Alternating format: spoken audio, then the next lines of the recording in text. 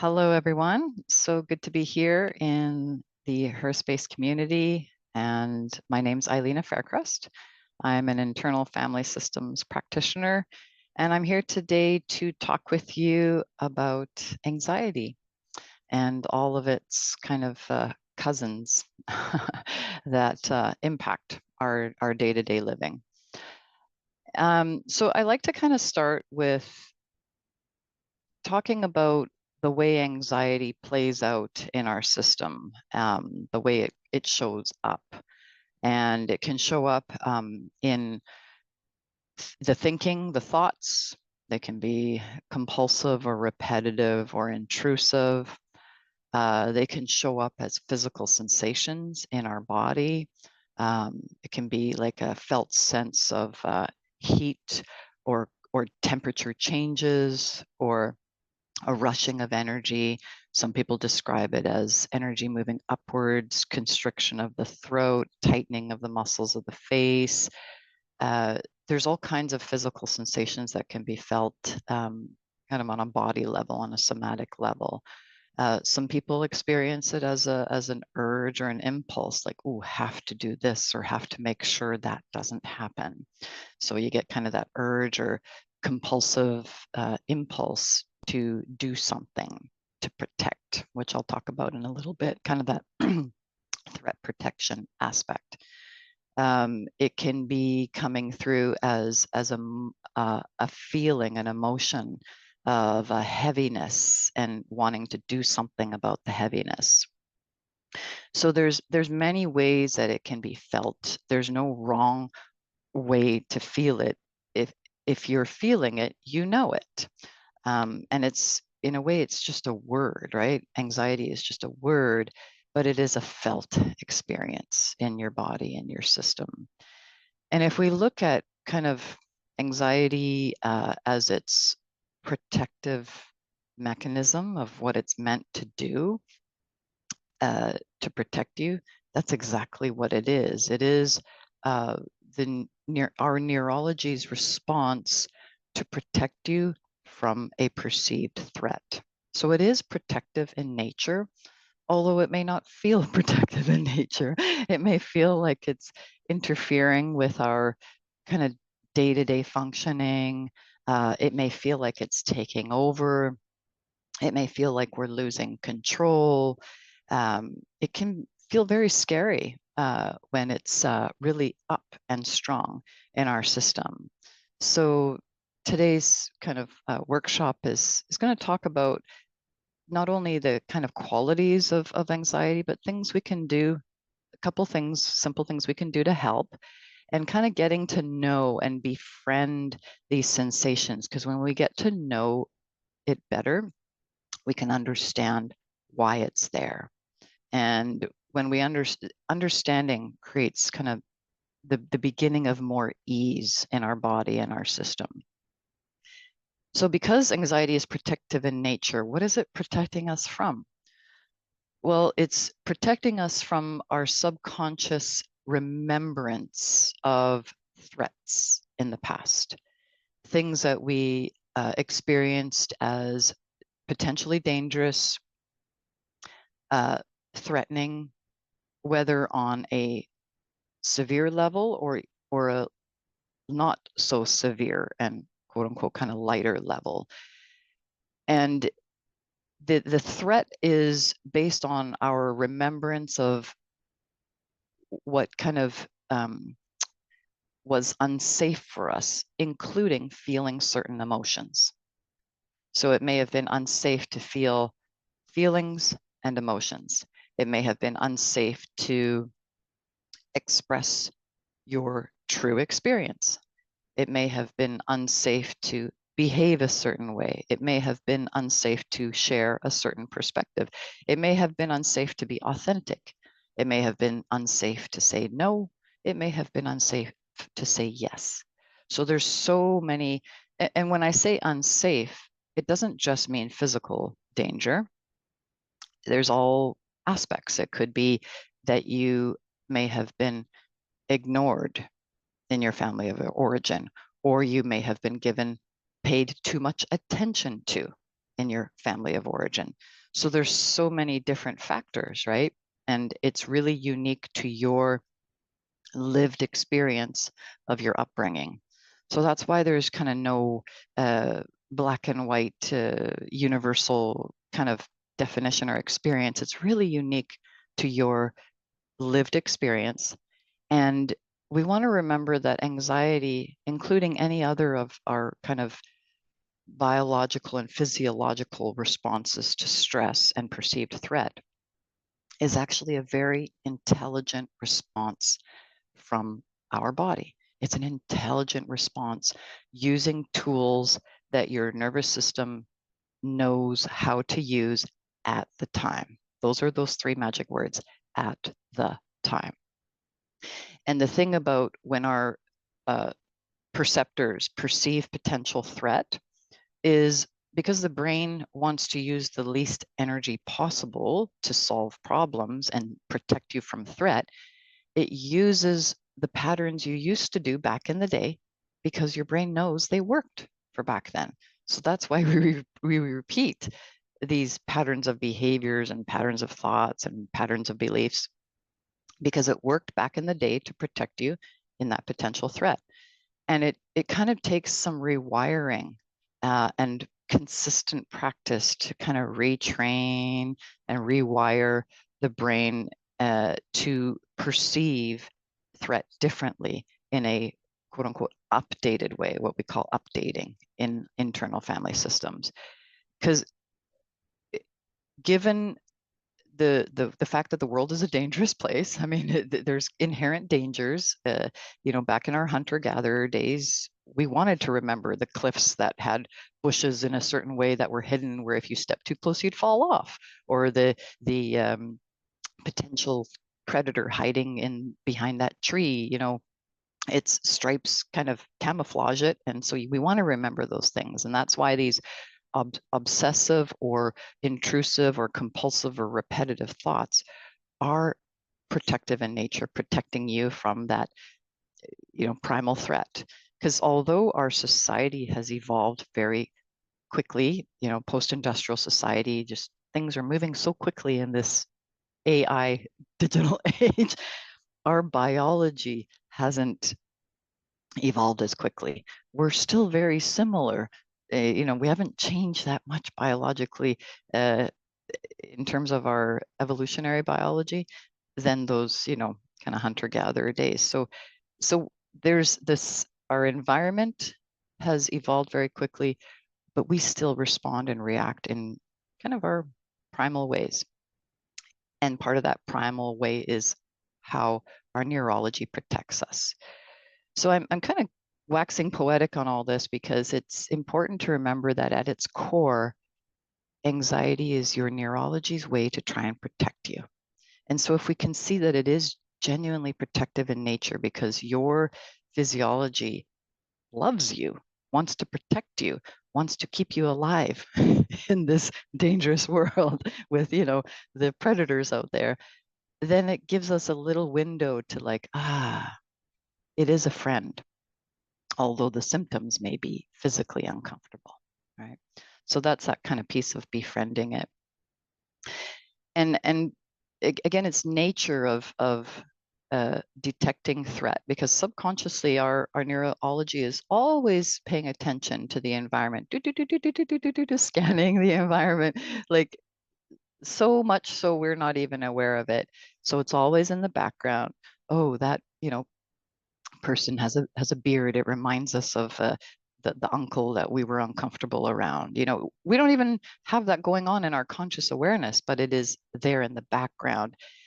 And you might, hold your purse closer to you or walk a little faster away, and we don't even realize we're doing it because the response is so unconscious and it's embedded in you. So we want to bring kind of that light of awareness when we notice our body constricts, because anxiety is part of the body bracing and constricting for potential threat. And again, that includes avoiding certain emotions. If certain emotions were not allowed or uncomfortable or dangerous to express. in our home of origin. So maybe I'll give you an opportunity to journal or note when you notice your body constricting or bracing, and then your own body's response to that starts the cascade, the kind of beginning of the body's protective response to protect you, which may include anxiety and things like ruminating, repetitive thinking, kind of like thoughts that you can't seem to let go, or they're repetitive, or they're intrusive, or they just kind of like hold your attention. Something we can do in that moment is take our hands to somewhere on the body where we can just feel the pressure of the hands. I tend to put it on my chest, on my heart. Sometimes I'll put it on the face, because for me, I'll feel the flushing. I'll feel a felt sense, having a brain fart here. Thank you, menopause. These happen once in a while. The flushing of the face is the sensations. Thank you. Physical sensations, kind of whoosh, opening up in my cheeks. That's how I feel it. So sometimes I'll put my hands on my cheeks, and the coolness there feels good. And I'll just take a moment to say, hello, anxiety. Hello, friend. And I say friend because it is protective in nature. In internal family systems, we acknowledge that, which is one of the forms of psychodynamic therapy that I use in my practitioner toolkit when I'm coaching with people. We recognize that our neurology has protective parts that are there to protect your vulnerability, because vulnerability could be dangerous in an environment that has threats, right? So your neurology is very smart. It brings up these intelligent reactions and responses to your potentially dangerous vulnerability. And so compulsive thinking, repetitive thoughts, constriction in the body, bracing, these are all protective. They help keep you small when being seen could be dangerous. They help you start to pump blood through your system if you need to like hold yourself in and constrict. They pump blood through your system in case you need to run, but often you can't run. You know, if we in our family and home of origin, we may have wanted to, but we couldn't. So that's what's called kind of a functional freeze, where the energy is trapped inside of you and it can't move because it would be, you know, dangerous or threatening to move or run away. But there's a lot of energy there, but on the outside, there's a shutdown occurring. So there's kind of this polarization of intensity on the inside that wants to express, but the body says, shut it down, tamping it down, and it goes into repression. So whatever we repress gets kind of buried deep inside for good reason. It's protective in nature. And because we have to repress that kind of life force energy, another part in you emerges to protect that.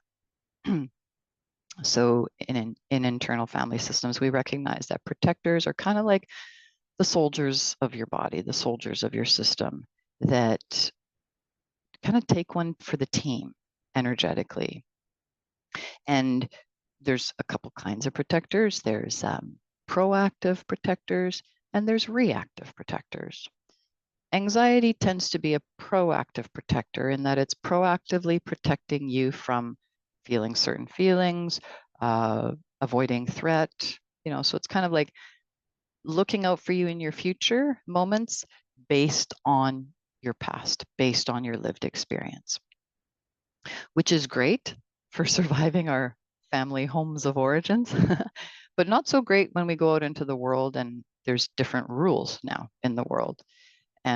When I say not so great, it just means it may not be as relevant anymore. the rules by which we lived by, that we were imprinted upon in our developmental years, may not be as relevant for your now workplace or your now relationships or your now friendships.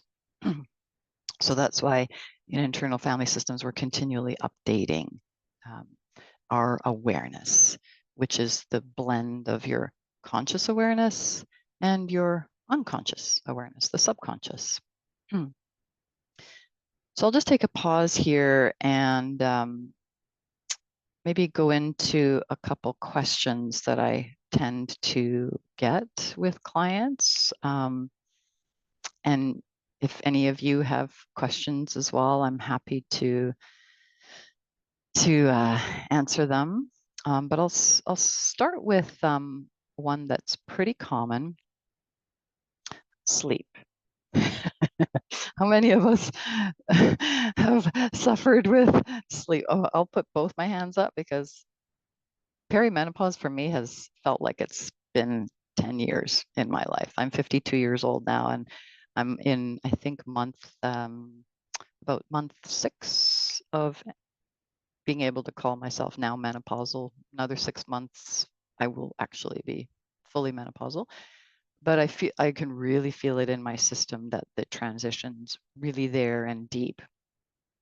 And sleep has been my biggest challenge and symptom in menopause, bigger than any of the other ones. In Ayurvedic medicine, I'm Vata, which is very in the head, so it does make sense. Vata dosha types tend to have, if they're imbalanced in their dosha type, they tend to have sleep challenges, which is, I'm like a classic example of it. And so if we're finding difficulty in falling asleep, or interrupted sleep, where you sleep for a couple hours and then bing, you're awake again, your threat detectors are subconsciously kind of online consistently. And so the body is kind of dysregulated in its ability to rest deeply. And it doesn't mean there's anything wrong with you. It actually means that your protectors are up. And that's why it's so important that we want to befriend our protectors and get to know and understand them, why they're so vigilant in protecting you, because that remembrance of the threat from the past feels so palpable to us, right? Unless we've really been able to witness it and work it through and kind of integrate it into our present day awareness. So sleep interruption is I mean, there's other factors that are biological, which I won't get into because it's not my field of specialty. But from a mental health perspective, I've really seen in my clients and community that those anxious thinking, repetitive thoughts, intrusive, kind of compulsive thinking is your body's way of saying, we got to figure things out. We have to solve the problems. We have to protect. We have to make sure XYZ doesn't happen. And that's not happening in our kind of prefrontal conscious thinking. It's your neurology always being kind of hypervigilant in the background. And so those first steps is just acknowledging, I've got a part in me that's really hypervigilant. And really, like, it may be that the shock of transition of menopause is your body saying, ooh, we don't like this. Threat, threat, threat. You know, start researching all the ways to help you fall asleep while you're trying to fall asleep, right? Or whatever the things are that we do to try and solve our problems. And it's using an old-fashioned method. It's using your old patterning to try and solve a problem that is, the pattern is outdated now. We may have been able to get away with that in our 20s and 30s, finding the solutions, but it may not work as well in our 40s, 50s, 60s, and beyond. So there's a couple things that I like to offer for sleep challenges. One is really simple. It's just the elevator countdown. First, we just, like I showed you guys earlier, hands wherever it makes sense on your body to connect to your body, because anxious thinking is in the head, and we want to help bring the energy down back into the body.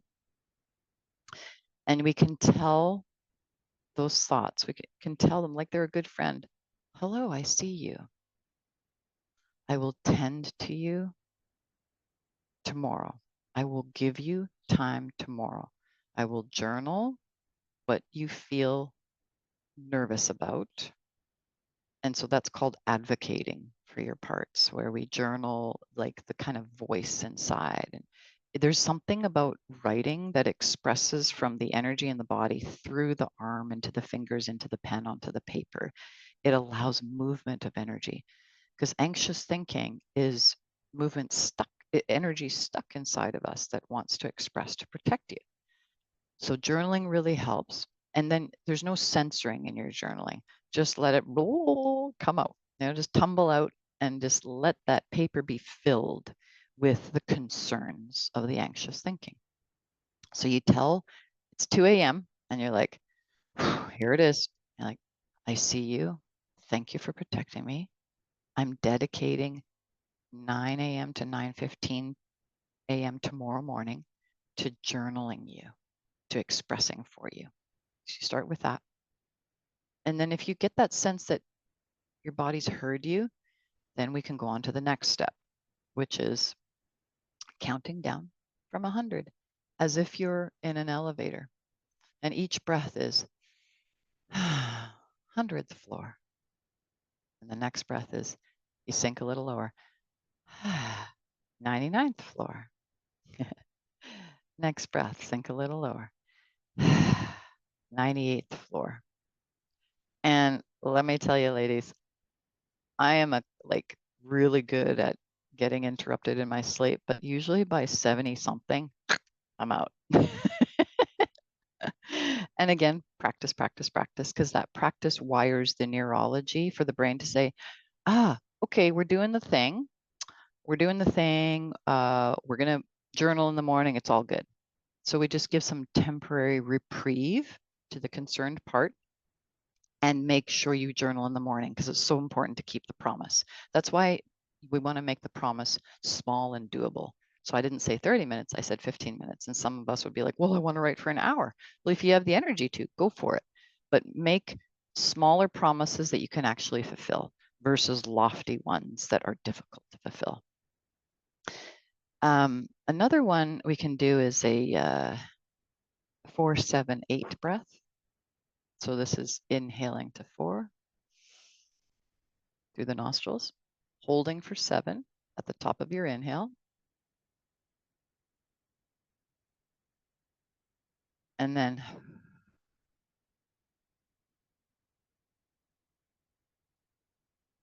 exhaling to 8. And we just repeat that. So inhaling through the nostrils to 4, holding at the top of your inhale for 7, exhaling to 8 through the mouth. And we want to let it be relaxed and without too much pressure. And the counting also helps to calm the pattern of that protective thinking. And another one we can do is just a simple inhale and making sure your exhale is longer than your inhale. So it might be inhaling to 3 and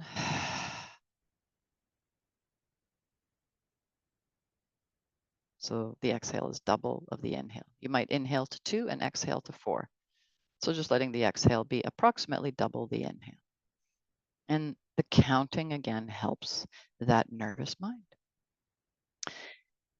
Another question I get is waking up with the anxious thinking.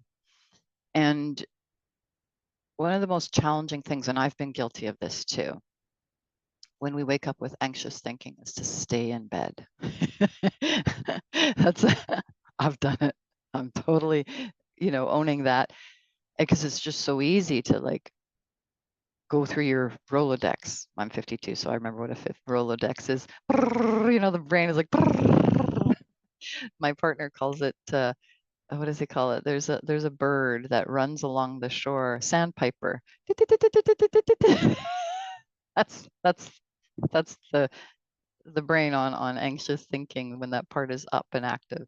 It's just like, right?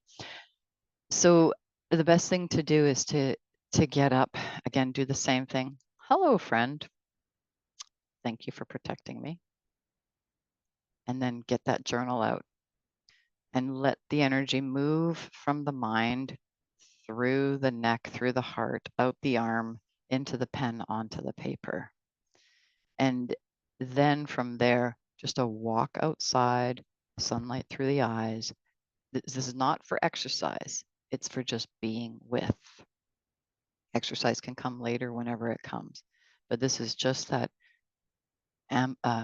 bipedal movement.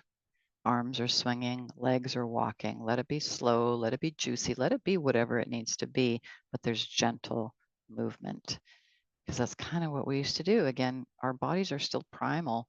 Back in our hunter-gatherer days, we'd wake up, we'd stretch, we'd pee, then we'd walk looking to forage. And so just that gentle walking and letting your eyes be curious about your environment, noticing, giving yourself a couple minutes to notice the new bud that's on a branch. Smell as you walk by something. So these are the kind of couple ideas and tips, I should say, tips. I don't know if anyone has any questions that they would like to ask, or you can type it into the chat, but I am available to answer questions as well. You can find me on onboardyoga.com or onboardwellness.com. And I'm just happy, again, to be here in this community, supporting our bodies, our minds, our spirits as we transition in this very transformative time of life.